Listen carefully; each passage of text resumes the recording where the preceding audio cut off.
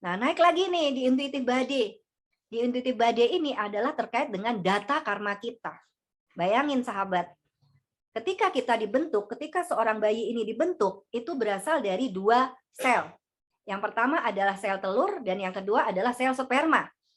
Nah, ternyata di dalam teori DNA, satu sel itu mengandung satu DNA. Dan satu DNA ini mengandung 3 miliar informasi. Jadi dalam diri seorang anak, itu tidak putih bersih, sahabat. Kalau sahabat pernah belajar psikologi, ada teori tabula rasa.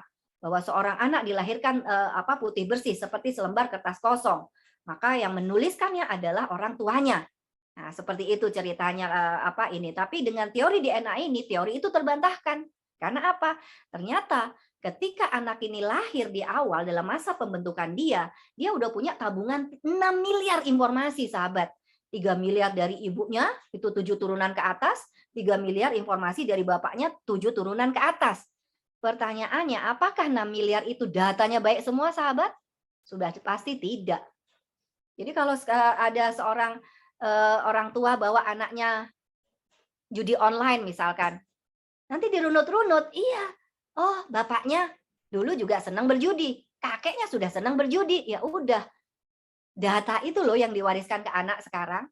Sehingga jangan saya heran, jangan salahin anaknya sekarang senang berjudi atau senang mengambil resiko. Itu yang terjadi di intuitive body. Maka disinilah kita akan bicara data karma. Mau mundur lagi ke belakang, ada karma dan reinkarnasi, ada data-data yang kita bawa dari kehidupan kita sebelumnya. Seringkali di sini juga bisa bermasalah. Contoh, ada orang yang datang berobat di awal itu trauma pada karpet. Dia setiap nginjak karpet dia bisa menggigil gitu, lihat karpet aja dia bisa menggigil dan sakit perut tiba-tiba. Dicari di MRI, di pemeriksaan endoskopi semua USG nggak ada ditemukan sakit fisik di tubuh dia, tapi dia selalu merasa kesakitan ketika melihat karpet. Ternyata apa?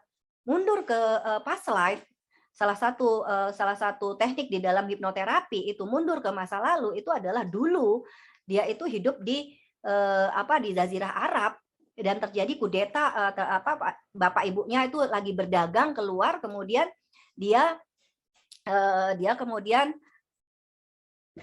pembantunya ini semua kan zaman dulu kan banyak budak-budak gitu ya, pada memberontak.